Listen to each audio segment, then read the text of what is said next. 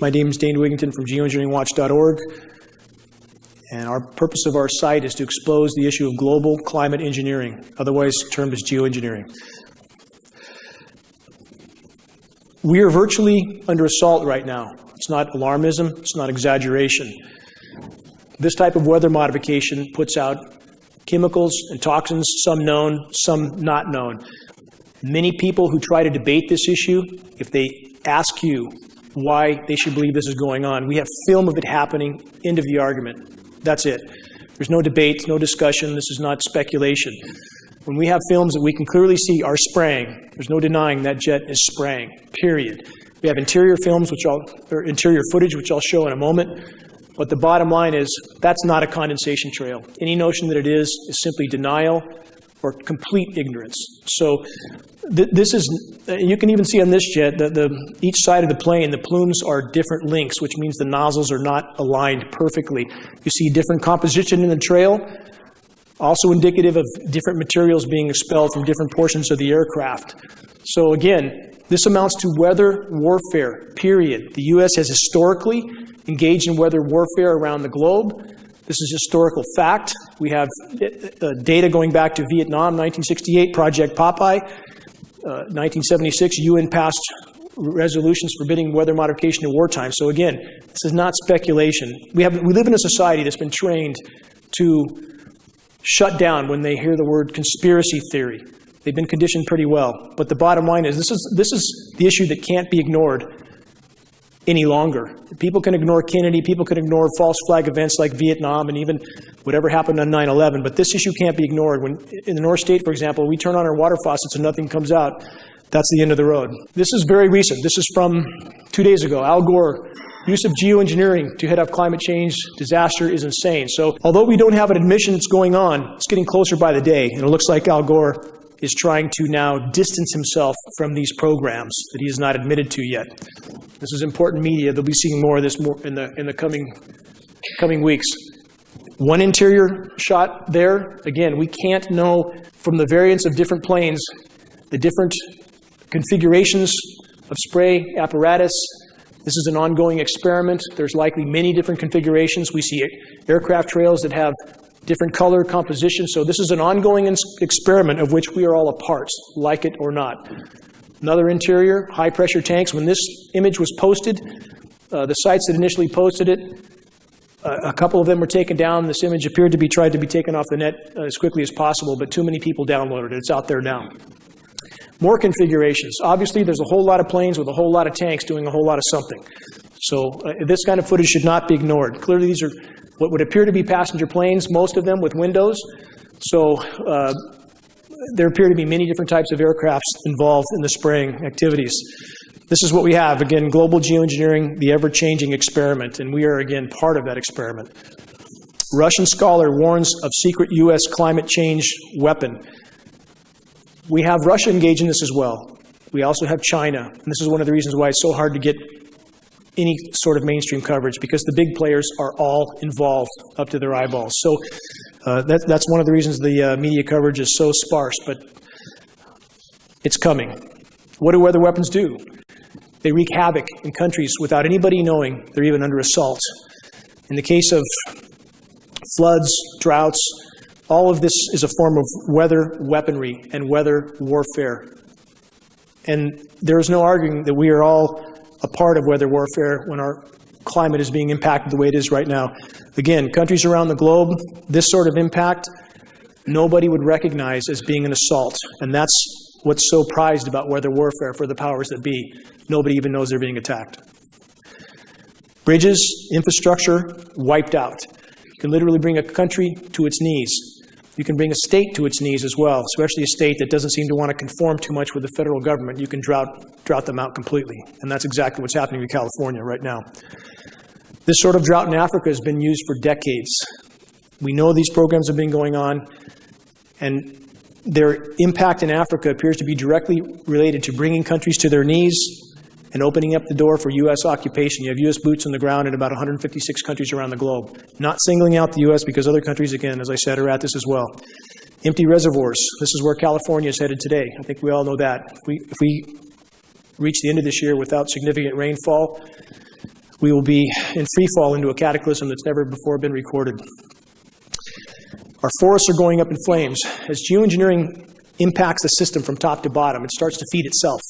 As you cut off the moisture for boreal forests, which are the lungs of the planet, the terrestrial lungs of the planet, and they begin to burn, that feeds into the entire climate cycle and begins to tilt it even further off scale. So this is a non-linear equation. Once it starts to tilt, it tilts faster and faster. These sorts of clouds historically have not been well recorded. Now they are. This sort of sky that many have become accustomed to and think is somehow normal is anything but. This is an aerosol coverage that all of you seem to have seen before. And many people have begun to accept this as being natural, but it takes a lot of material to block the sun to that degree, and all that material is settling down on all of us. We're all breathing it in. Anybody who thinks that's commercial traffic is in a different reality.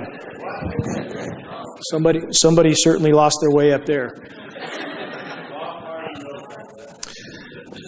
Another scene looks like something from another planet. Again, this is something that people, it's come on so slowly that many accept this as being normal and natural when it's anything but. One more scene that we see increasingly around the globe, especially in recent weeks and months. I'll explain why I think this is happening later, but the spraying is definitely increasing around the globe very rapidly, and the effects of that are being felt everywhere. Now, a sky like this is important to examine. Many people would think there's no spraying going on, but if you look closely, you'll see what looks like layers of plasma in the sky. Days with high-pressure domes like we have now over California, this is not uncommon, especially if you look toward the west in the evenings. These shorter trails that are very bright are still aerosol disbursements. They make the sky silvery white. We believe that these sorts of disbursements are related to making the air more conductive, which makes the ionosphere heaters, HARP, of which there are at least 24 around the globe, major facilities and many other smaller ones. It probably makes them more effective to create these high-pressure domes. So even days like this are aerosol-saturated skies still.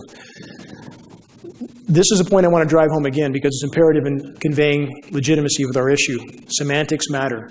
It absolutely matters. When people Google chemtrail, this is what they come to, chemtrail conspiracy theory. I have friends with the Union of Concerned Scientists that have tried to clarify this definition by stating that this is a layman's term for geoengineering. When that correction is made, within minutes, it's erased and deleted. They watch this site very, very closely. They want people to Google chemtrails and come to conspiracy theory. On the other hand, if you Google climate engineering, in the first sentence it clarifies that climate engineering is in fact an application of geoengineering. So we have science. And this is what media never uses. These terms they don't use. Our local media here has avoided these terms like the plague because they seem to feel their job is to distract people from the truth. We'll go into that deeper later, but again, semantics, extremely important. Climate engineering, geoengineering. Scientific terms leads people to science, leads to credibility. Who's running things? Psychopaths run the world. This is not an exaggeration. We have 4% of society is clinically psychopathic. That 4% ends up in positions of power, inevitably, because they'll do things that you or I won't do. So we have what appears to be a very small group of incredibly psychotic people that literally run the planet. And I would not have believed this 20 years ago, but after that many years of research, you simply can't come to another conclusion. This document's important. It's only the cover page. It's on the cover of this site can be found at geoengineeringwatch.org, this document from 1966. It's a presidential document by NASA outlining the U.S. weather modification programs as of 1966 with budgets in the hundreds of millions of dollars even then, listing the agencies involved, DOD, DOE, Department of Interior, about a dozen universities. This is the biggest elephant in the room. This document, again, can be found. I found it on the NASA archive, so it seems somebody put it there for me to find. So we have the proof. U.S. military wants to own the weather. Why wouldn't they? Many people ask, why would they want to control the weather? Why wouldn't they? It's what they do. They want to control everything. The weather is the most destructive weapon they could control. And they can conquer countries, again, without anyone knowing they were even at war. These little bright dots you see here are smaller radio frequency transmitters of which there is an unknown number that appear to be a part of these programs. It's not just the major facilities like HARP. You have a great deal of smaller facilities there too. Stealth terror, weather warfare, and the end of America. Again, weather modification is a very covert weapon that rulers can use against their own populations to keep them in conformity. We seem to be immersed in that right now in California. Weather warfare, beware the U.S. military's experiments with climatic warfare. Yet one more warning. There's ample documentation on the ongoing weather warfare, even from diplomats from other countries. Here you have Iran. Vice President claims country's drought is part of the weather war on the Islamic Republic. You've had also the President of Iran on the floor of the UN twice trying to raise the alarm that his country was a victim of weather warfare. Our media does not cover it. Global warming drought linked to weather warfare. This has been going on in Africa, as I stated, for a number of decades. The more they spray, the less it will rain overall. It's important to remember that. We're not talking about cloud seeding to create rain. The more aerosols there are in the atmosphere, the less it will rain overall. Yes, you'll have deluges from moisture that wads up in some place and comes down because of a lot of convection, but overall, it diminishes global precipitation. 15 military leaders who say climate change is a national security threat. Of course it's a national security threat, especially when you're engaged in covert warfare with countries around the globe, literally ripping the climate apart. It's bound to become a problem.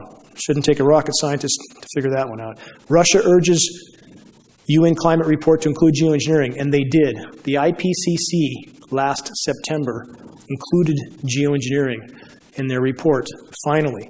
Not admitting it's going on, but now the lump is a little bit too big to fit under the rug, and it seems Russia, at least for reasons that we can speculate on, is trying to shine some light on this issue, perhaps because they're realizing that if these programs go on, the whole ship goes down. U.S. climate change procedure based on UN's geoengineering governance and technology policy. This is just one of many documents that outline the global governance of geoengineering. None admit these programs are going on, yet we see the full apparatus for their governance. There should be one more red flag that these programs exist. Public engagement on solar radiation management and why it needs to happen. You do have some now in academia who've shown enough spine to decide that the public should know. What a novel idea, that we should know we're being sprayed like lab rats. So at least we have a few starting to speak out. Global warming versus climate change. This is also important. The term climate change came into play in about 1998 when we had the warmest year on record. And because I believe at that time the global power structure decided it would unleash the full scope and scale of geoengineering, they needed a term that would condition people to accept massive temperature fluctuations like 50, 60, 70 degrees in a single day. Thus, the term climate change came into play. And it is a term, again, to try to condition people to accepting massively geoengineered weather systems with massive temperature fluctuations that is more related to geoengineering than it is to global warming. So they changed the term. A brief history of false flag attacks. Why government loves state-sponsored terror. How many false flag events do we need to have before we wake up? Vietnam, the Gulf of Tonkin was a false flag event. We have a dozen other false flag events. This is business as usual. So it's about time that we wake up and realize that any premise necessary will be used by the power structure to start wars of aggression on other nations, or perhaps even to lock down their own populations. And that's what we see occurring now in the U.S. How do you pay for all this? A lot of people ask that question as if it's taxpayer money. Those with the printing press can pay for whatever they want until nobody accepts what they print. This is a recent release, $8.5 trillion unaccounted for by the Pentagon since 1996. That amount is almost equal to actually it exceeds their total budget amount that we know of for that time. And this is only perhaps part of what we don't know about either. This is not necessarily the whole thing. So the bottom line is they can pay for whatever they want so long as the dollar is the global reserve currency. And that's something that is coming to a rapid end, which makes the power structure more dangerous as the walls close in on them. Chronic obstructive pulmonary disease, a growing but neglected global epidemic. We're all frogs in boiling water right now, period. Whether we realize it or not, whether we feel healthy or not tonight, we're all breathing this stuff in. It's clogging us up slowly but surely. It's absolutely happening. We're not speculating. We have about 5 dozen lab tests from Shasta County alone. We know this material's in the air, and we know we're breathing it. There's no speculation on this. This is a bioaccumulative metal. It's just what we know about is lethally harmful. So this is a problem we all are experiencing to some degree. 1 in 3 older adults now dies with dementia and or Alzheimer's. Doesn't mean they die with it or from it, but they die with it. And all of us, again, are somewhere along that path. Cognitively, we all have this stuff in us. It's affecting us all to some degree.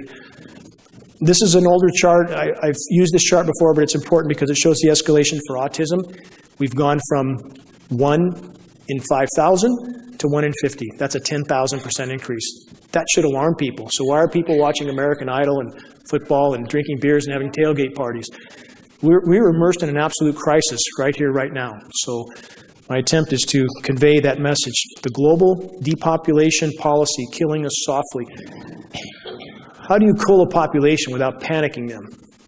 You know, I've stayed away from this subject in very much depth because I'd hoped people would come around and just the simple notion of being sprayed like rats day in and day out. But it seemed not enough have. As long as McDonald's is flipping burgers and Walmart's open, people seem to think everything's okay, but it's not. It's not. And this will come to a very abrupt end very soon. On the course we're on, there is really no denying at this point that Agenda 21 and eugenics appear to be a part of this equation, along with a lot of other things. Too many people want to put it in this box or that box. There's a lot of layers to this onion. This is one. U.S. admits to bioweapons tests. There's a very long list of absolutely documented U.S. biological testing on innocent populations. Many nations have done it. And this is, again, this is a hard reality that the American population will face soon, one way or the other. Heavy metals acting as endocrine disruptors. This is extremely serious. This equates to our reproductive abilities, hormonal production. It affects life and our bodily systems to the core. And this should alarm everyone. Obama, let's just cope and get along and go on, right? This is sort of like Bush said after 9/11, that let's just everybody go back and go shopping. And it's what the government wants us to do, just to do nothing. Can geoengineering save the planet? We have a lot of dialogue right now with a lot of very, very frightened meteorologists, scientists, a lot of people from academia that are either mentally retarded, clinically blind, or paid liars. There's no chance that anybody with a high double-digit IQ doesn't know what's going on up there. And I've talked to a lot of people from academia. I know a lot of them. A lot of them know, and they're scared. They're very scared. I had NOAA scientists a year and a half ago tell me off the record they're, quote, alarmed as hell. They don't know what to do about it because they have no First Amendment protection. So any notion that geoengineering can save the planet, we already know the answer. Geoengineering is killing the planet. The population bomb threatens the peace of the world, so what are we doing about it? This is something you'd expect a global elite to say. And I say if we're going to cut population, we should start with them. So,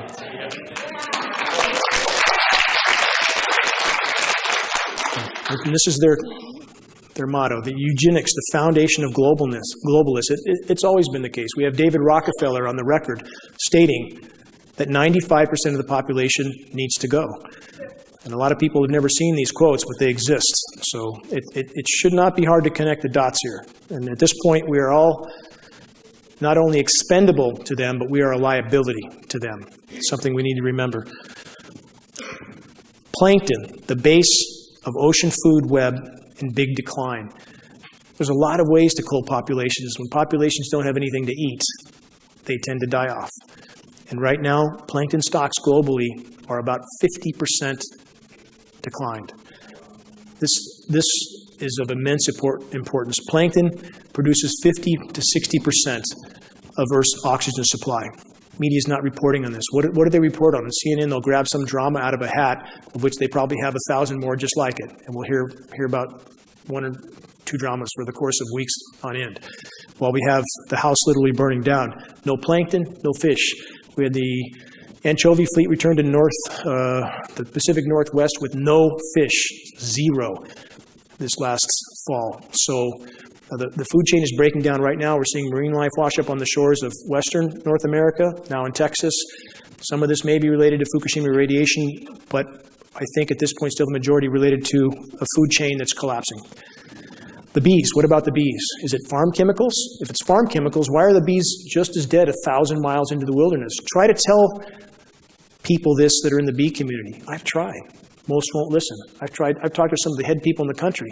They want to stay in their cocoons. They've been taught and trained that unless it says in their peer-reviewed, establishment-approved manual that there's something going on in our skies, then it literally doesn't exist in their reality. The bee collapse disorder appears to be most directly related to geoengineering and the radio frequency signals. One more article, A World Without Bees. Einstein said, 4 years after the bees disappear, so will humans. We're on that track now. There are so many directions that the walls are closing in factors that lead back to geoengineering. So many roads lead back to geoengineering.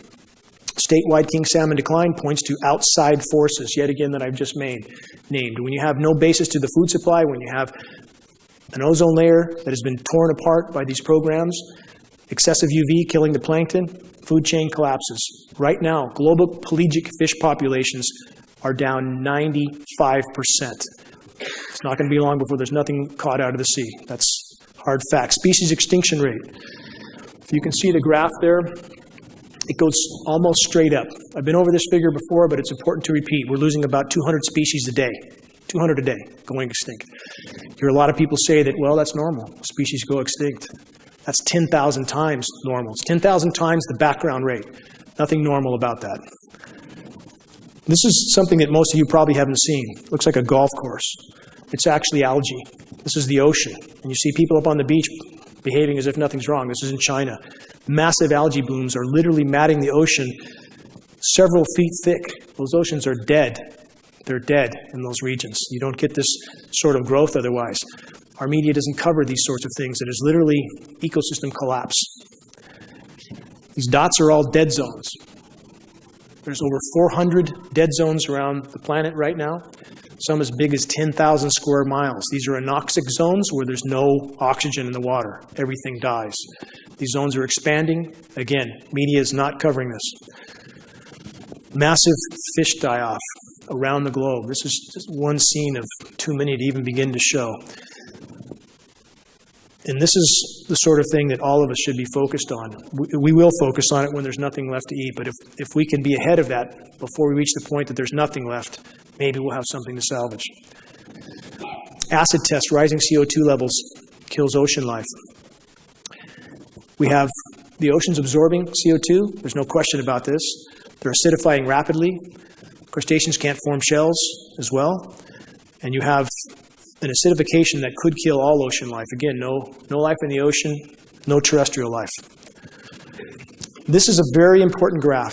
Change in Earth's total heat content. I want to stress, none of this is about Al Gore or carbon credits. I say that every time. I have great disdain for Mr. Gore. He's part of the problem. But that being said, make no mistake about it, the planet is warming. And any of these geoengineered events that we see that convince people otherwise are simply spun, horribly spun events. And this is what it's important to remember about that.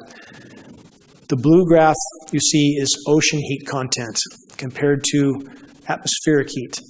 A cubic meter of seawater holds 4,000 times the thermal energy of a cubic meter of air. So it doesn't matter what they do geoengineering-wise. They can cool off temperatures at the surface. It means nothing compared to what's happening in the oceans. The oceans are warming extremely rapidly. Can't hide that for very long. And geoengineering appears to have played a big part in that warming, but not the only part. I want to stress this as well. Human activity is a form of geoengineering. When you put 4 billion gallons of hydrocarbon in the atmosphere a day, that's a form of geoengineering. People need to consider that. We would be exponentially better off without these climate engineering programs. The planet would have been able to respond. But bottom line is ocean heat building up extremely rapidly. This is ocean heat content as well. You see the graph go straight up. This is trends in global average absolute sea level rise. Are sea levels rising? Yes, they are absolutely rising. Anybody who says otherwise, tell them to prove it to you. If anybody says that the ice caps are gaining and sea levels dropping, tell them to prove it, because they can't. Sea level rise unstoppable, say scientists. This is what the hard frontline data says without any question at all. In fact, how much can sea levels rise? We have about 21 to 24 feet of sea level rise built into Greenland. We have about 197 feet built into Antarctica, about another 15 feet built into the rest of the world's glaciers. Right now, even conservatively from some of the frontline scientists, we're guaranteed 100 feet of sea level rise in the coming decades. Now, you'll find plenty of data to dispute that, but it's the same people that dispute how much oil was leaking from the Gulf, how much radiation we're being exposed to here. You must discern through this data because there is so much false data out there, people don't know what to think. Annual minimum Arctic sea ice. A lot of headlines last fall that the sea ice was expanding. Wait the next 2 years, see what you see, because that was absolutely spun as well. It was the surface area that they measured, not the density, not the volume. The volume is still shrinking rapidly. It's 1/5 what it was 30 years ago. Geoengineering is keeping a thin layer with artificial ice nucleation and blocking of the sun 24/7. They're trying to keep that ice cap there to keep the methane in the sea floor. It's not working. It's making everything worse. That's what we're trying to expose. Geoengineering is destroying the ozone layer. This is part of, again, geoengineering being the pharmaceutical cure for planet Earth. They try to address one thing and cause 100 more that are exponentially worse. So now, if you drive around Reading and look at the trees in Walmart, Costco, take a good look, because the bark is gone off the south-southwest side. It takes a lot of radiation to burn the bark right off the tree. We're being exposed to massive amounts of UVB and even UVC radiation now. UVC is the last stage before X-ray. We know this. We're metering it on the ground in California, Maine, Florida, and New Mexico. This is a penetration of UVB into the ocean. I talked about plankton dying, correct? Geoengineering, on the shredding of the ozone layer, we've been told it was hairspray cans. Now, I ask you, what's more logical? Is it hairspray cans or military tankers dumping 100 tons at a shot up there, flying 24/7? They've been at this since at least the late 40s.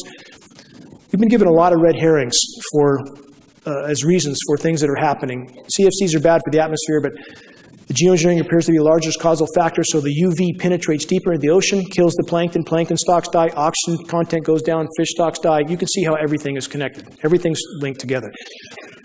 This is deviation from normal temperature map. This is over a 30, or this is between 2008 and 2012, and the orange-red colors show increases from the 30-year average over that time. You see a couple of blue spots in Antarctica, but that's about it. So this is the overall. This is the true overall global picture. You see some blues off the coast of North America. If you look at that, that's where they blanket spray 24/7, shuts off our moisture. This isn't the first year drought. We're in our 6th-year drought. So from 2008 to 2012, they blanket sprayed the Pacific. We think in an effort to stop El Nino, to stop the El Nino event from happening, because that would have made global warming even worse. But what does that do to the rest of the planet when you shut off one of its natural mechanisms? So that blanket spraying all over the Pacific, it cooled the surface temperatures off there. But at what cost? At what cost? If it's killing everything inland, was that really a gainer? I don't think so. Now, this is a current map right now. This is through, excuse me. No, I'm sorry. This is an older map, but it shows a sequence. I'll show a newer one here. When you see a map that's that imbalanced, it should be a red flag. That can't be created naturally, where you have half the country frying and another half below normal temperatures. So the darker colors are various stages above normal, the middle being maybe 20 degrees above normal. You throw a rock and you're in below normal temperatures. This is a recent GIS map. Now, this is important to look at this map. As you see the blue colors over Canada and the eastern US, that's where heavy, heavy geoengineering is occurring. Geoengineering can and does cool massive regions temporarily at the cost of making the overall warming worse. So you have jet stream manipulation that pushes Arctic air down. You see even the Arctic is much warmer than Canada and the eastern US. So they can cool regions, make a lot of headlines. What's the real picture? That's the real picture. Global temperature records. Again, no downward trend there. Another GIS map, ocean temperatures, everything far above normal overall. If you look through the headlines and you start looking at global news, you'll find out it's a very different picture than our media is painting. And this is important to remember. Did the media originally paint the picture of global warming? Yes. Did they have an agenda for that? To saddle us with taxes and all sorts of burdens? Yes, they did. But now I think things have gone so far, they have definitely changed directions. They've doubled down on geoengineering, and now they're trying just desperately to hide the fact that a runaway greenhouse event may be occurring right now. Because if you look at the media right now, They are definitely not pushing a warming agenda overall. Weather Channel, it's like their goal, their marching orders is to make it seem as cold as possible. And so there has been a directional change with what the media is doing. They changed their plans as well. Another GIS map, overall warming. This is ozone depletion, 84 to 97. The globe on your right shows massive depletion during that time. There's a massive northern hemisphere ozone hole, not speculation. Canadian scientists have been threatened with termination from their jobs if they talk about this. They're trying to hide it, and people feel the sun on their face, and they think maybe they're just getting older. No, the UV is exponentially higher than we're being told. UV rays, this is an important graph as well. We're told by all major metering agencies that 95% of incoming UV is UVA. This is the first presentation I've done where we've had actual solid metering behind us. That means 5% is UVB. That's the more harmful band. We now know that at least 60% of incoming UV is UVB. 60. That's a 1,200% increase in UVB. As I said, we're actually getting UVC, the last stage before X-ray. We are told by all major agencies UVC stops 100,000 feet up in the atmosphere. Not anymore. These are trees from Costco. They all look like this. Bark's gone. Trees look horrible. Nobody seems to notice, but they'll notice soon enough when there's no trees left. Dead branches sticking out everywhere. This is a typical stress response when trees have too much radiation. They start dropping branches. They start dropping foliage. We're seeing it all over the forest. Drought is only one issue. The excessive UV is absolutely another. More trees from Costco, burnt bark. Well, this is the road we're on, and a lot more of our roads look like this now. When I moved up here 10 years ago, you couldn't find many. The forest was green and lush. Not so anymore. I live in a forest. I've grown up in a forest. I spent my life in forests. It's deathly silent there now. This is a map that's still applicable, even though this is an older map. You see the western U.S. is in protracted drought, while the eastern U.S. is now getting excessive moisture. As they try to create artificial cloud cover, it tends to migrate the moisture. So the moisture that comes over us is aerosolized. The storms come late, if they come at all, almost no moisture, and they migrate that moisture further east, where it comes down sometimes in a deluge. So you get half the country in drought, the other half with excessive rain. How climate change makes wildfires worse. This is the sort of article that completely ignores the elephant in the room. Again, what about geoengineering? And on the fires in 2008, we know that during that week, you guys all remember the fires in 2008 probably. We know that NASA's mobile DC-8 lab was doing monitoring testing during that week. What kind of testing is that? It lights a country ablaze and impacts countless lives. Is this just a game for them? Is it a game to treat the atmosphere like a physics lab? That was a test of some sort in 2008. So where are the climate scientists, and how can they be so completely oblivious to a raging elephant in the room? And this is where articles like this don't acknowledge that. Unprecedented storm sparks California fires. This is referring back to 2008, as I just went over. Solar flare could unleash nuclear holocaust across planet Earth, forcing hundreds of nuclear power plants into total meltdowns. This is also very important. This is relating back to the pharmaceutical cure for planet Earth. The more they spray, the more they have to spray. As they destroy the ozone layer, they destroy the Earth's natural protection. Now, if we have a large CME, a large solar flare, we may have Fukushima times 100 or 200, because solar flares can knock out grid power, no grid power. Nuke plants can't cool themselves. They go into meltdown.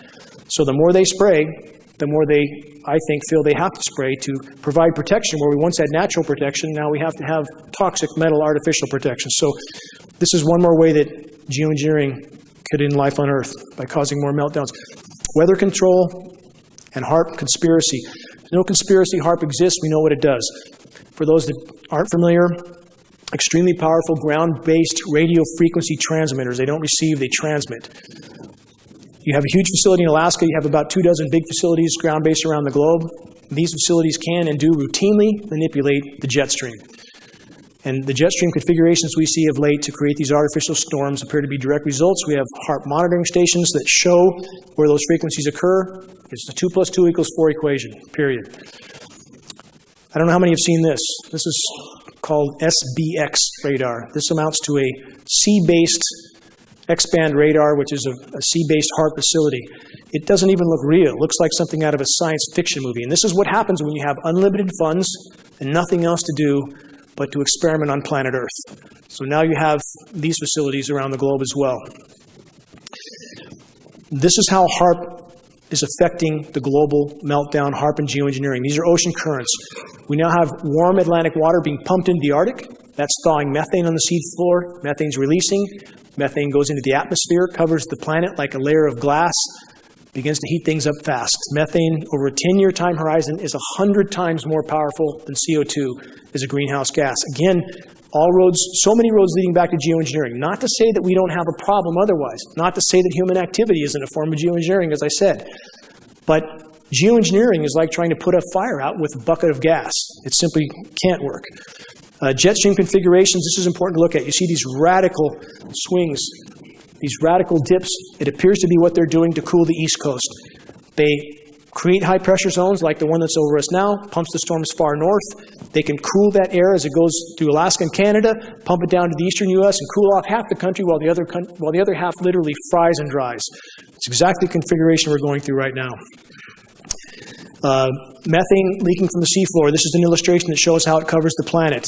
You have hydrates that leak through the seafloor up to the surface. They acidify the ocean on their way up, and then they go into the atmosphere where they start to cover the planet. This is methane release from, this is what the scientists on the front line that are willing to speak honestly. Biggest story of 2013, methane release. To give you an idea why methane is so important, there's enough methane in the reservoir that you see here in the Arctic, the Laptev Sea. There's enough methane there to extinguish life on Earth many times over, many. If this methane gets into the atmosphere, it's game over. It's that simple. It's game over. It's starting to happen now. If geoengineering doesn't stop and the planet's not allowed to respond, I think we have no chance. Global warming and the Gulf Stream. Our atmospheric pollution roadway to subsea Arctic methane-induced climate hell. Again, more stories that are not being covered by media. This is an issue that will change our collective reality quite quickly. You'll hear about this soon enough. This is methane also. You see the graph goes straight up. No secret that it's increasing rapidly. CH4 is methane. This is an important globe, paints a good picture. 2013, January 1st to 11th, on your left. 2014, on the right. You see much, much more color on the 2014 map. Methane's releasing very rapidly. To give you an idea, for about the last million years, methane was never over 700 parts per billion. About 9 months ago, it went up to 1,800. Now we're seeing spikes up to 2,350, 2,500 parts per billion. Radical escalation. I mean, unlike anything that's happened in far more than the last million years. So this is a very pertinent issue.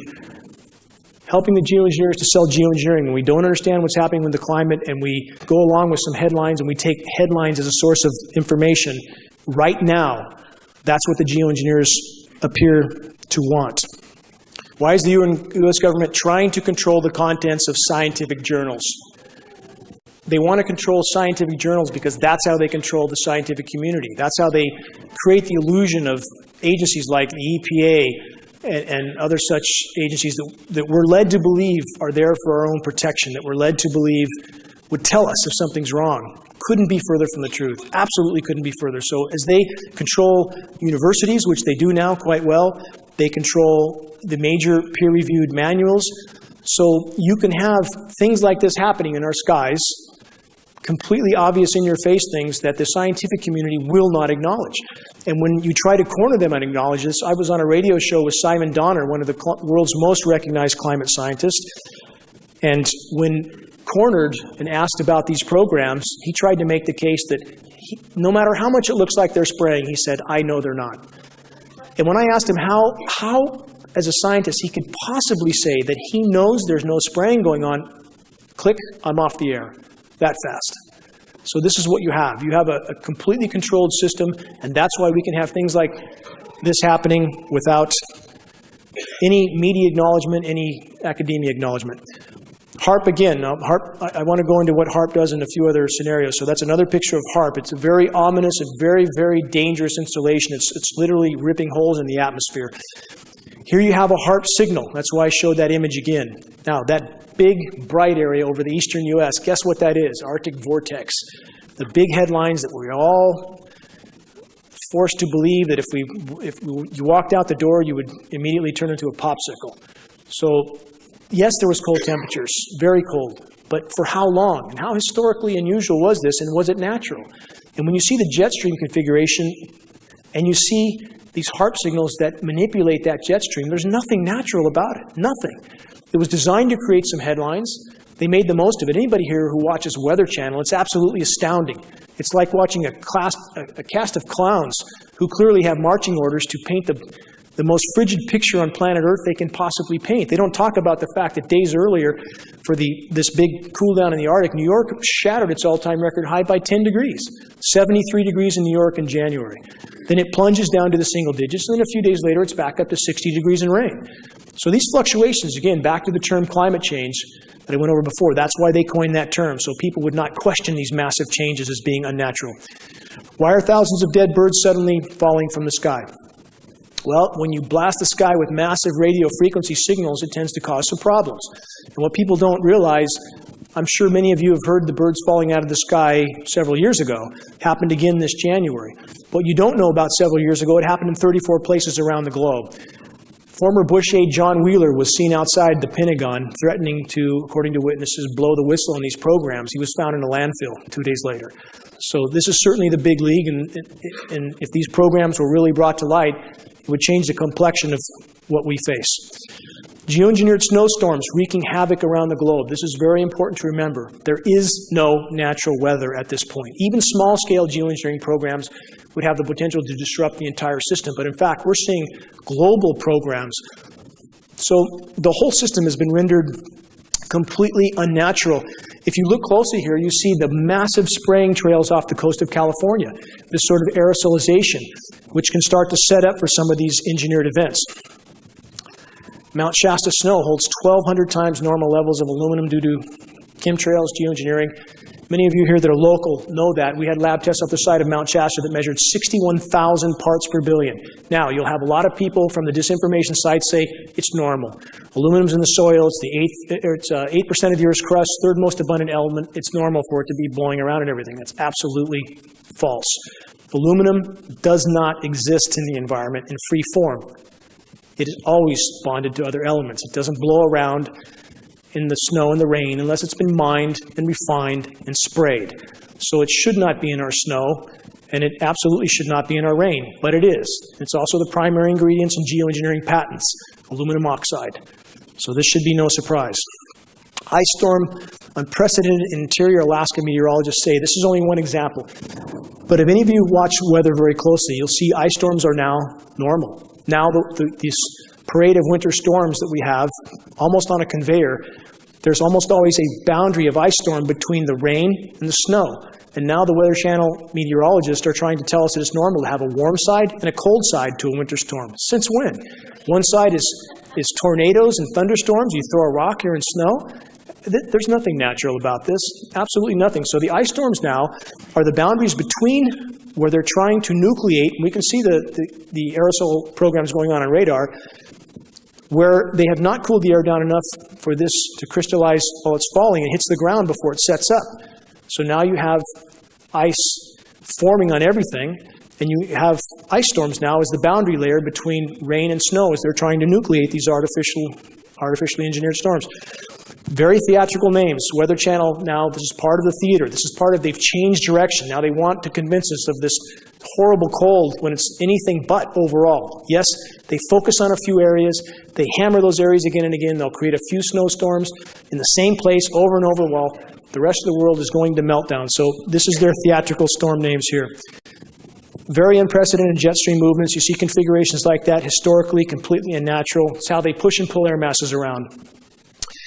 Now, this is typical of what we see in this parade of winter snowstorms in the east. Very high pressure in the west pushes the jet stream up and over us.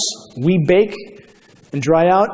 They'll push some cold air down, they'll pump air up from the Gulf, combine the two, you'll have an ice storm layer in between, and you'll have snowflakes on the top. And this is important to understand with ice nucleation. We have patents for this. We're not guessing, we're not making this up. NASA even has a patent, artificial ice nucleation for weather modification. Ice nucleation is a very, very interesting science. It's called an endothermic reaction. When you mix, for example, barium hydroxide, we know we have barium in the mix. Barium hydroxide and ammonium can drop temperatures horrendously, up to 100 degrees in a lab beaker. What they can do with chemical nucleation is absolutely astounding. And we know these materials are in the frozen precipitation that comes down. Another unnatural jet stream, again, this is how they create these artificial snowstorms. These are unnatural configurations. But part of the way they do this, again, if they allow the moisture to flow across us, across the Pacific, that's warmer moisture. It inhibits them from doing what they're apparently trying to do back east. I'm not saying this is the only goal for these programs, but it appears to be one. This is a great example of a nucleated snowstorm. I don't know how many of you heard of this. 100,000 cattle feared dead after early South Dakota snowstorm. October 4th, last year, up to 100,000 cattle died. How did that happen? When we had temperatures that were in the 40s. How do cattle from South Dakota die with temperatures in the 40s? When you have an endothermic reaction like I just described, how do you have snow at 56 degrees? This is right off the AccuWeather site. Did the laws of physics change?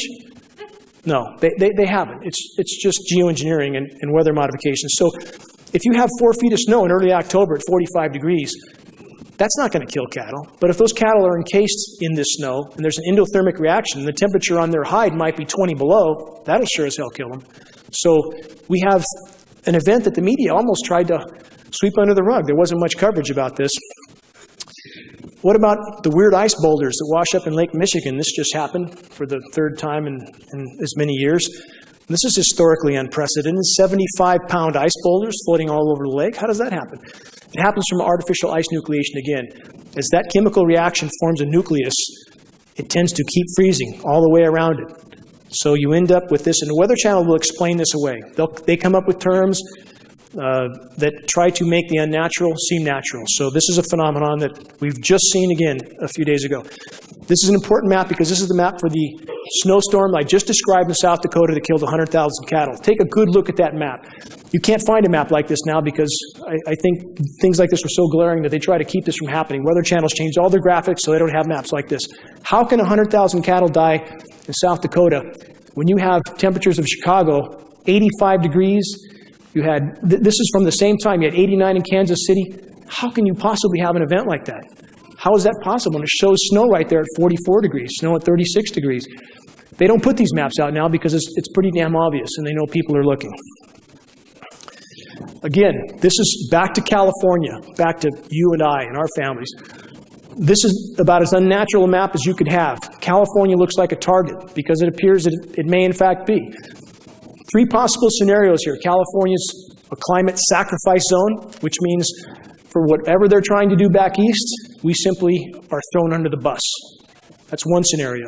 2, California's a target, perhaps bringing the agriculture to its knees, taking water rights. There's a lot of possible angles there, right? There certainly is. They're pretty obvious. 3, and probably the most likely scenario, is both of those scenarios. So we see something that's completely unnatural, frying in the west from a high-pressure dome, while the rest of the country is cooler. Same thing. Now, this is the map for our period right now. This map covers till the 23rd. I've never seen a map like this. 30 years of looking at meteorology, I've never seen anything like this. How can you have half the country virtually frying and the other half below? How is that possible? It's not possible based on historical natural weather patterns. This should alarm people. That's 6 tiers above normal. That indicates temperatures over half the country that are 15, 20 degrees above normal. You don't hear the media talking about this much. That's a NOAA map. Now, back to the rainfall. How does that happen? Most of the country you see with above normal rainfall, another big bullseye right on California of no rain. The colors over California, that shading means increasing degrees of no rain.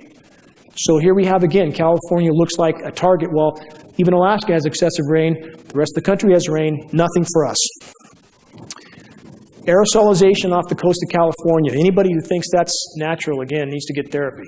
I mean, that's about as unnatural as it could be, and we see this I mean almost constantly, aerosolization off the coast. And this disrupts the hydrological cycle. It disrupts the rain cycle, period. This illustrates again what I'm talking about. Massive high pressure, they pump the moisture completely up into the Arctic Circle where they cool it down and push it back down and cool parts of the country while other parts fry. Again, California, at minimum, a climate sacrifice zone for the experiments they're carrying on further east. New release concern is IPCC bangs the drum for geoengineering. If these guys don't know this is going on right now, they absolutely don't deserve to be called scientists. And for them to try to paint the picture that geoengineering is going to save us when after 60 years we know that it's literally pounding the nails into our collective coffins is absolutely ridiculous. This is interesting as well. Carnegie Science Global Ecology. What this is, Caldera Lab Research. Ken Caldera, one of the world's most recognized geoengineers. What a surprise. He's planning on making some money off of geoengineering. So he puts out a report paid for from Carnegie Science, which is paid for by federal money, that says geoengineering would grow more crops. Anybody in here growing more crops with geoengineering? Are your gardens doing well? We can't grow a thing. In fact, I've reverted to growing cactus because that's about all it grows right now. So here you have, again, those within the system trying to put out studies that are absolute nonsense, but they're trying to capitalize off the system. This is important too. Naomi Klein, not her, but the article. Big green groups are more damaging than climate deniers. Where are the environmentalists? Where are they? I've never been so completely disgusted at people who are part of groups. I've met with the head of Sierra Club in this region. I've passed on so much data that's gone apparently in the round file. I've met with other environmental group leaders. Where are these people? Who's funding them and why do they ignore this issue? Because everything else they're doing is a moot point compared to geoengineering. It's a moot point. None of it will matter. So where are they? I can only hope and pray that they find an ounce of honor and courage soon because the ship's going down. Here we have climate scientists, right? Is this what they look like, you know? It's about what you have, you know? It would be more comical if it wasn't so incredibly tragic, you know? This is about what we have. Well, this kind of stuff's going on in our skies and people somehow convincing themselves it's normal. Now, this is important. We're not switching to cartoon hour, but this is a kid's illustrated film. Look closely. See the trail? This is how you condition kids to think it's all okie doke. Just put it in the cartoons and they'll think it's all normal. How insidious can this stuff be? There we go. You see the trail up top? One down low. Another one. Background, two. This is about as low as it gets for society, as far as I'm concerned. Now, how about this? NASA cloud chart for school children. NASA actually has a program now to teach kids that what we see in the sky is benign for them. So this is what NASA does now. This is what people that work for the government do. We're trying to expose these people. We're trying to put their names out there, their emails out there, because it's not okay. It's not okay because it's your job to engage in something that hideous. Should we teach them it's okay to chew glass or something else? I mean, what do we teach our kids, you know? And how can people engage in programs like this as if it's okay? It's certainly not. And this is what we face. I mean, it breaks my heart to think about the amount of kids now that are on inhalers. They can't breathe, they can't play, they can't do sports. And what about the buildup? It's not like it's just a temporary inconvenience. This stuff is building up in their systems, especially with children. Their systems are very weak, and they can't take this kind of daily onslaught. Is that what keeps a lot of us back? You know, a lot of people that they're simply afraid of being ridiculed. We have to abandon that fear and press forward because guess what? New studies. Conspiracy theorists saying government dupes crazy and hostile. This is an actual psychoanalysis of those who question the official story are clinically, exponentially more sane than those who tenaciously hold to the official story. Guess who's sane? We should think about this. No matter how much we feel ridiculed, it's not the case. Microbiologist death toll mounts as connections to Dynacorp, Hydro, and Promise software. This is to make a point. There's been a tremendous amount of microbiologists that have met an untimely demise in recent years. We know that there's a lot of biological testing going on. In the year 2000, there was approximately 40 biolabs that experimented with testing in the continental U.S. As of 2010, there was 400. They're doing something. And certainly the people that work there that become disillusioned and want to be out of the system, apparently that comes with consequences. I know someone in a lab that actually is funded by Monsanto at a major university. When she's talked about geoengineering, she's told me now she's been pulled into a room twice and told if you continue to talk about geoengineering, there'll be consequences. What does that mean? Weather Channel helping to hide geoengineering assault. Again, there's no chance that these guys don't know what they're doing. In fact, they went into a 5-minute apology after the big polar vortex theater that they went through. A 5-minute apology on air to try to excuse their way out of the sort of theater they put on. So, I mean, at this point, Rothschilds owns Weather Channel, Weather Central, Weather Underground. They have to control the message. The people doing the weather modification must control the message. You have Raytheon does all the weather modeling for NOAA and the National Weather Service. Raytheon up to their eyeballs in weather modification. They have to control the message. They have to put out a forecast, which is really the scheduled weather, in a way that convinces people it's natural when it's not. The Daily Sheeple. Weapons of mass destruction, mainstream media and corporate government pushing America closer to becoming an absolute police state. I think we all know we're headed that direction. Yes, and when it comes down, it'll probably come down hard and fast. And the sicker we are from breathing this stuff, the less able we are to stand up. EPA cover-up, very important here. And this is something I know firsthand. I've been in one high-level EPA meeting in Sacramento at California EPA, arranged by a congressional rep, 5 top people there.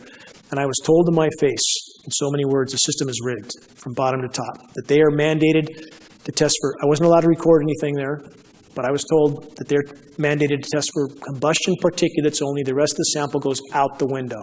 Doesn't matter what's in it. They don't care what's in the rain. It can be radioactive, as some of it is now. They don't care. So that, again, the system is designed not to show this.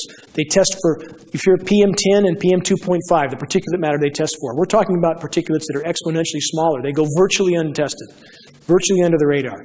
So any notion that people, and you hear this excuse from people a lot, if this was going on, we hear about it, not true. Let's talk about our local media. The Record Searchlight. Drought sure to bring changes. Now, this is a recent article. For 8 or 9 years, I've certainly been screaming locally that the more these programs go on, the drier it's going to get. And here we are. And still local media, in many ways, seems to be doing its best to hide what's going on. Another Searchlight article, this is one I wrote from 2004. And still to date, they have not done any stories on geoengineering, climate engineering, nothing of the sort. So how is it we all know what's going on and media won't cover it? Methane threat, underdisclosed, another article that Searchlight published that I wrote about methane. Has the Searchlight covered the methane issue that is literally an unfolding global cataclysm right now? Not a word, not a word. Shasta board to talk about jets metal dumping, chemtrails conspiracy. The man who wrote this story called me prior to it, and I said, please don't use the word chemtrails. I recognize the scientific terms, climate engineering and geoengineering.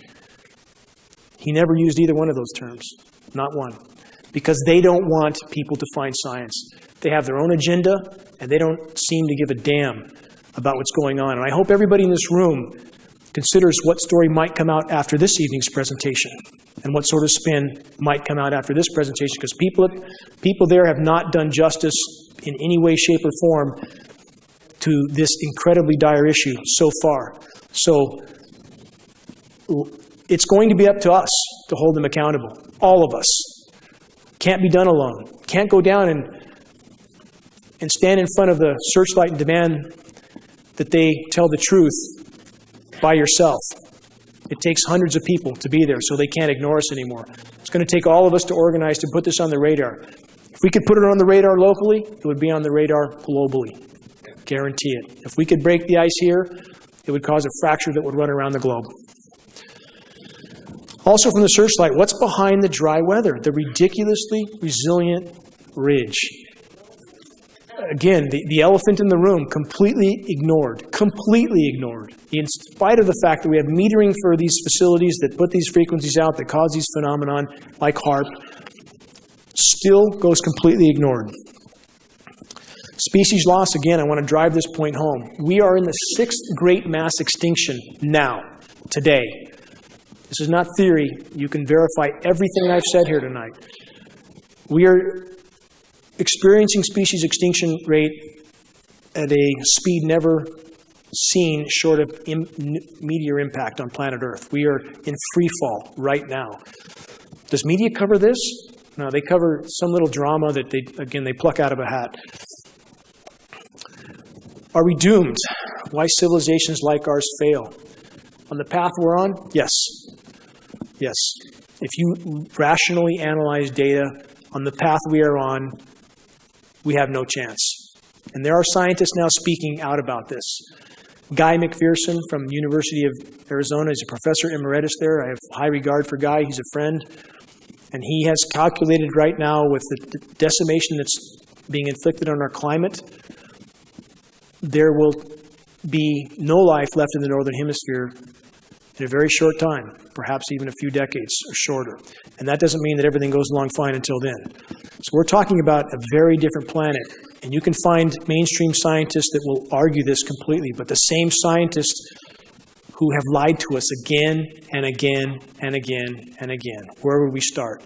So the bottom line is, on our current trajectory, we are headed down a dead end with no return.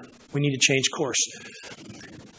This is important to remember as well. For people who, again, this is a teaching tool that we will put out for others so they understand that there are a lot of sources of, quote, human engineering of the planet. All the decimation that humanity has caused, and we've caused plenty, are still a form of geoengineering in a sense. It's altering the dynamics of the planet. So it's important to remember this. Too many people want to put it in this box or that, as if we stop geoengineering, we could all drive Winnebagos from now on. It's not the case. I'm not saying we wouldn't be in exponentially better shape without geoengineering, because we would. The planet could respond, would compensate for a lot of the damage done. But it's important to remember that we're hurting the planet in a lot of ways. Is Fukushima an extinction level event? I'm almost near the end of this presentation, so bear with me. Yes, media is not covering Fukushima. How can that be? How can that possibly be? We have 3 reactors in Fukushima, and this is related to geoengineering. I'll weave the two together. 3 reactors in full-blown meltdown in Fukushima. Burnt through the containment vessel. They're burning into the planet right now. There's no end in sight. There's no technology to deal with this. None. This radiation is coming our way. We've gotten, on the east side of Lake Shasta, 300 counts per minute of radiation about a week ago. It's about 5 times background. It's showing up all over the West Coast. We have 15 tuna that were tested off the West Coast a year and a half ago, all of them radioactive. Why is the media not reporting on this? This should be a glaring red flag, just like the geoengineering. Anything that could make the population a little bit uncomfortable, media does their best to spin it or hide it. And this, as far as human insanity, and people say, well, this is another excuse you hear from people. Why would they do this to themselves? This can't be happening. They wouldn't do that to themselves. Well, why would they do this 2,000 times over? 2,000 nuclear bombs have been detonated on this planet, and everyone alive is contaminated from that. We all have strontium-90 in our bones from these nuclear detonations. Did these guys care when they went in the South Seas and virtually took whatever island they wanted, kicked the populations off, and set up big demonstrations of their power, like kids in a sandbox, like crazy kids in a sandbox? Did that stop them? They do whatever they want. They do whatever they want until someone says no. No. We've had enough. This should be a shining example. The nuclear detonations around the globe, and the fact that they've done it wherever they wanted, almost whenever they wanted. It's no different than geoengineering. And now, with Fukushima, because they're spraying the Eastern Pacific, and that aerosolizes the moisture, it migrates much more effectively on us. They can literally migrate that radiation anywhere they want and drop it anywhere they want. There's particles like fluoride, and we're getting fluoride in tests now. We have fluoride from tests in Norway, 60 tests with fluoride. So fluoride particulates, if those are used to migrate rain, and other particulates we feel have similar properties, if they're hit with a certain frequency, those particulates combine and coagulate, which would then cause that moisture to fall. So they can, in theory, migrate that moisture wherever they want, hit it with the right frequency, and it will fall. So in the case of the radiation, instead of raining out over the Pacific, as it would, not that that's good, but it's better than it raining on us, now it can be migrated much more effectively over us. Fukushima, climate change, near-term extinction, resignation versus surrender. Does the horizon look bleak? Yeah, it looks very bleak. Does that mean we give up? No. Does that mean we don't have any chance? No. We absolutely have a chance to radically change our direction. But a person has to resign themselves to the fact that we're not guaranteed a happy ending. None of us are. Never have been. Not at any point in time, ever. But does that mean we sit down and do nothing? For every time that people look at an issue like this and go home and go golfing the next day and watch football and ignore this until the next time they spray, and I get a lot of people that call me like that. They'll call about once a month when there's a very bad spray day, let off a little steam, that's the last I hear for maybe another month. And I've gotten to the point where I said, don't call me anymore. I don't want to hear it. What have you done in the last month to help? It's going to take all of us. This is not an issue that's going to go away. It's not going to go away. In fact, they literally have their hands on our throat right now. They can shut off that moisture as long as they want. And I'm not speculating. We have study after study after study from places like MIT, Scientific American. I'm not making this stuff up. I challenge anybody to investigate it. When they aerosolize the atmosphere, it causes drought, period. We have satellite photos. We know they're spraying upstream from us. It can't not be drought here, especially with the jet stream manipulations. This is a 2 + 2 = 4 equation. It's that simple. So when you have that kind of control over a population, you have them by the throat. They indeed have us by the throat. Something we all need to remember. Resource wars, geopolitics in a world of dwindling energy supplies. Resource wars are happening around the globe right now. This is what you have happening in the Middle East. It's not about democracy. It's not about freedom. It's not about civil rights. It's about resources, period. To stabilize a country, it's a lot easier to go in and take the resources, and that's what it's about, plain and simple. Right now, it takes about 1 barrel of energy, 1 barrel of hydrocarbon to get 7 out of the ground. In 1900, 1 barrel could get 100 out of the ground. So not only is there a lot less hydrocarbons, it's a lot harder to get out of the ground. It's a lot harder to process. And now there's a race for these resources at the same time the planet is melting down. So we are entering into uncharted territory from many directions. Population. I know this is a sensitive issue with many, but it needs to be considered that the planet can't support what's here right now. And those in power know this. And I would make the same argument that if anybody's going to go, that they should be first. And all this time that they have, instead of putting the truth out, instead of making people understand the true mathematical equation we face, we've been bombarded with media distraction, weapons of mass distraction, the media, WMD. People need to consider our entire figure here. And what do we face when we look at lack of resources, we look at decimation of our natural systems from geoengineering? I can't grow a garden anymore, so how am I going to feed myself? How's my family going to feed itself? Our garden doesn't grow anymore. We used to grow a 100-foot bed with no problem at all. We couldn't grow 10 foot last year. How do we feed ourselves? For those that are unfamiliar with Easter Island in the Pacific that was a paradise, 16 million unique palm trees on that island, a very unique species, a food source for the islanders. They cut these palm trees down to roll their statues around.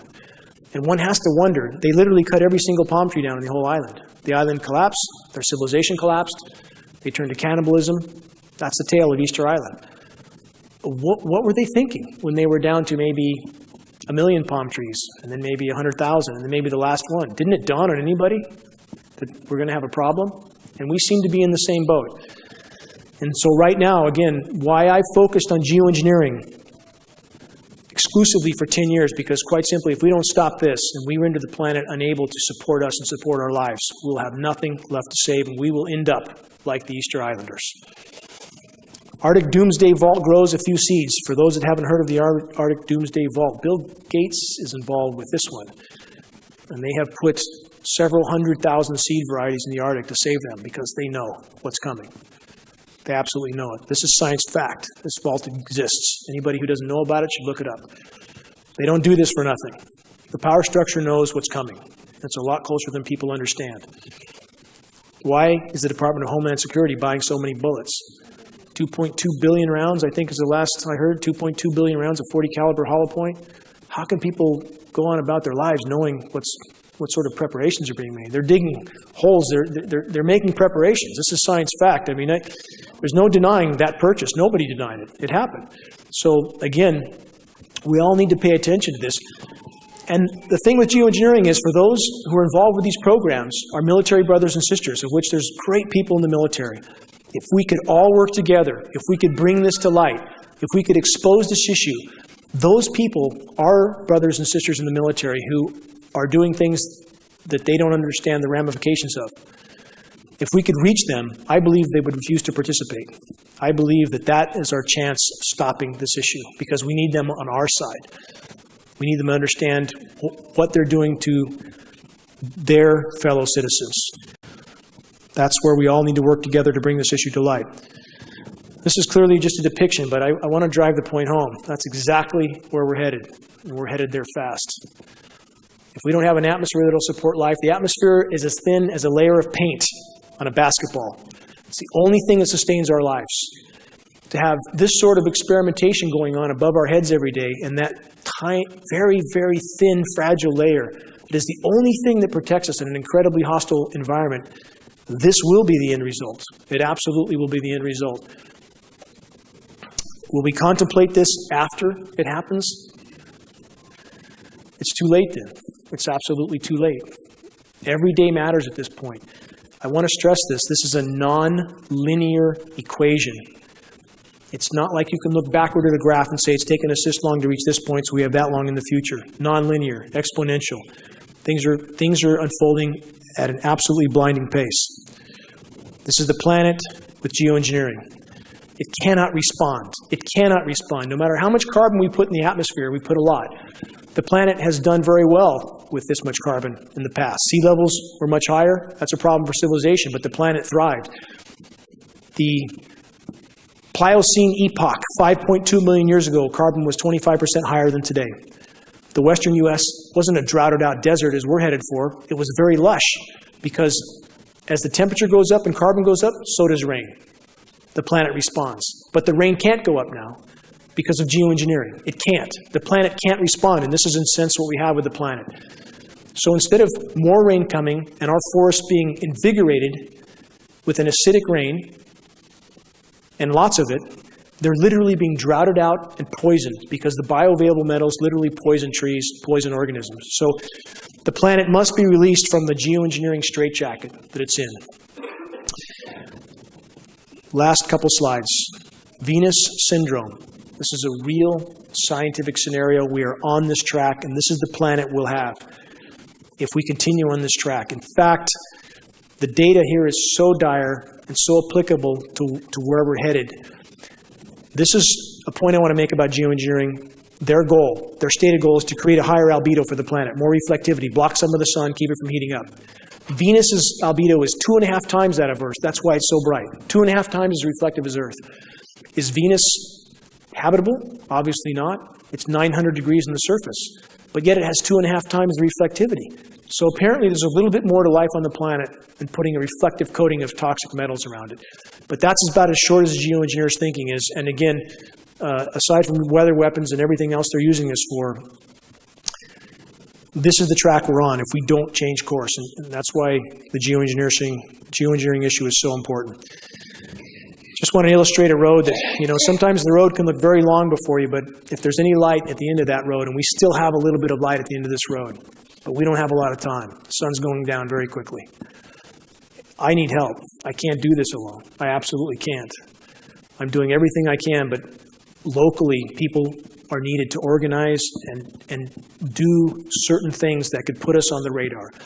If we had 300 people, for example, show up in front of the Record Searchlight and demand that they cover climate engineering and that they cover a contamination issue that is beyond dispute in Shasta County, beyond dispute. There is a massive contamination issue. It appears directly related to these programs. It's not coming from China. We have CARB studies to prove that. California Resources Board, not that I have love for them, but they've proven these materials are not coming from China. But we need people to be willing to spend a certain amount of time, people to help organize others to show up at a certain place at a certain time to help us put this on the radar. Because on our path right now, if they keep the water shut off, we're going to turn our spigots on this summer, nothing's going to come out. And they can keep it shut off as long as they want. It's going to take all of us in this battle. One tool you can use, and this is the last slide. There's a filmmaker named George Barnes. He's been here before. He's a good personal friend. He's made a film called Look Up. This is probably the single best film you can use to introduce people to this subject. And if you just refine the process, it's quite easy to invite people over. This film's won 6, 8 awards already. I'm speaking in LA in February for another film festival. I think the film will win another award. It's 45 minutes long. It's very professionally done, narrated by William Baldwin. If you have people over with a film like this and give them some data, DVDs, flyers, it's a lot more credible than running out in the street and ranting and pointing at the sky, which doesn't work too well. When you have solid data to pass on, that works. If you arm yourself with tools, and if people can organize, and we have some very good organizers here with the Roposes and other people that are in this community, this battle must be won. This battle must be won, or all is lost. It's that simple. And if we all pull together, especially in this community where a lot of groundwork's been done, a lot of groundwork, and the local officials don't want to face this, and they've done their best to shrug this issue off, and I think there should be responsibility for that. But if we all link hands and hold them accountable, and we get this on the radar in this county, it would make a difference around the globe. I'm asking for help from everybody as far as raising awareness. And if we could just bring this to the light of day. Everybody asks, what do we do? How do we stop it? Legislation, petitions. If we organized and brought this to the light of day so that those participating know what they're participating in, and everybody from every political stripe knows that they've been a lab rat in a test without their knowledge or consent, if we just got it to the light of day, you would see a shockwave around the globe from these programs. There is no greater crime in human history. I appreciate everyone coming tonight. I hope we'll all organize after this meeting. Instead of going home and writing this issue off as something we've covered, I hope people pull together and that we address this issue. Because if we don't have tomorrow.